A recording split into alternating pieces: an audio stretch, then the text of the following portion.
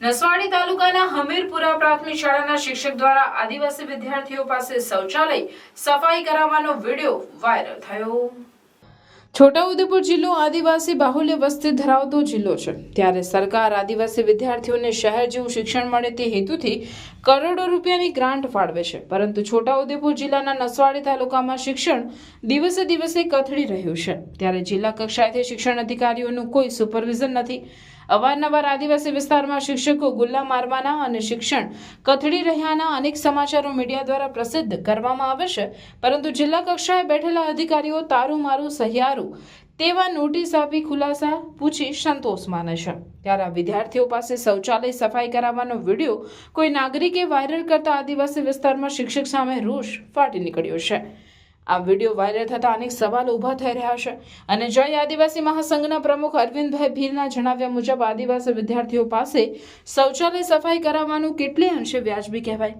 જો આ શિક્ષક સામે કાયદેસર કાર્યવાહી કરવામાં નહીં આવે તો જય આદિવાસી મહાસંઘ ગાંધી ચિંધ્યા માર્ગે આ શિક્ષક સામે લડત આપશે।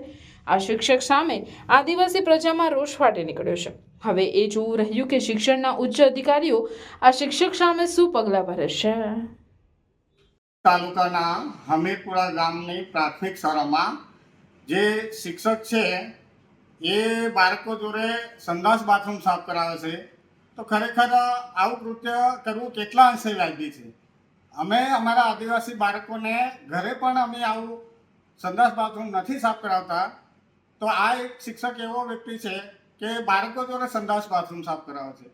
ખરેખર આવું ના હોવું જોઈએ। સરકાર તો એમને સાફ સફાઈ માટે અલગથી ગ્રાન્ટ આપે છે, તો એનો ઉપયોગ કરીને કોઈ અન્ય વ્યક્તિ જોડે સાફ કરાવવું જોઈએ। અને આ મારા ધ્યાન મુજબ આ દરરોજ આ સિસ્ટમ કરે છે આ શિક્ષક, તો ખરેખર એના સામે કાયદેસરના પગલાં લેવું જોઈએ અને ખરેખર એના પ્રત્યે ગુનો પણ દાખલ થવો જોઈએ, એવી એને શિક્ષા થવી જોઈએ, તો આ સિસ્ટમ સુધરશે। ખરેખર નસવાડી તાલુકામાં આવા ઘણા બધા શિક્ષકો છે, પણ અમારા જે ધ્યાનમાં આવી એ વાત અમે મૂકીએ છીએ। અને જો આગામી સમયમાં આ શિક્ષક વિરુદ્ધ જો કાયદેસર ગુનો દાખલ નહીં થાય, કાયદેસરની કાર્યવાહી નહીં થાય, તો અમારું જય આદિવાસી મહાસંઘ એ સશક્ત બનીને કાયદેસર પગલાં લેવા તત્પર બનશે।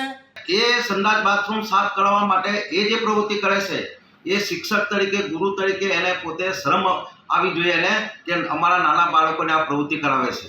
અમે ઘરે પણ આ નાના બાળકોના સંડાસ સાફ નથી કરાવતા, એવા આ નાના બાળકોને જે સંડાસ બાથરૂમ અને ગંદકી સાફ કરાવે છે એને અમે સખત શબ્દોમાં વખોડી કાઢીએ છીએ। આ શિક્ષક પર કાયદેસર કાર્યવાહી થવી જોઈએ। 1800 રૂપિયા અમારી ગુજરાતની સરકાર સફાઈ કામ માટે એમને ગ્રાન્ટ આપે છે, એને માણસો રાખીને સફાઈ કરવી જોઈએ, એના જગ્યાએ આ ગ્રાન્ટ પોતે ખરીદી અને નાના બાળકોને પ્રવૃત્તિ કરાવે છે, એને અમે સખત શબ્દોમાં વખોડી કાઢીએ છીએ। આદિવાસી વિસ્તારમાં પ્રવૃત્તિ જે ચલાવે છે નાના બાળકો પર અમે ચલાવીને લઈએ, એને પર કાયદેસર કાર્યવાહી થવી જોઈએ। મીડિયા મારફત હમીરપુરા પ્રાથમિક શાળામાં સ્વચ્છતા સંકુલ બાળકોને સાફ કરાવતો વિડીયો બાબતે મને જાણ કરવામાં આવી। હવે એ બાબતે જે તે મુખ્ય શિક્ષકને અમે અહીંયાથી નોટિસ મોકલાવીને એમની પાસેથી ખુલાસો માગીશું અને ઉપલા અધિકારીશ્રીને જાણ કરી યોગ્ય કાર્યવાહી કરવા બાબતે આપણે ઘટતું કરવા માટે જણાવીશું। ટીપીઓ નસવાડી જસવંતભાઈ વિતર।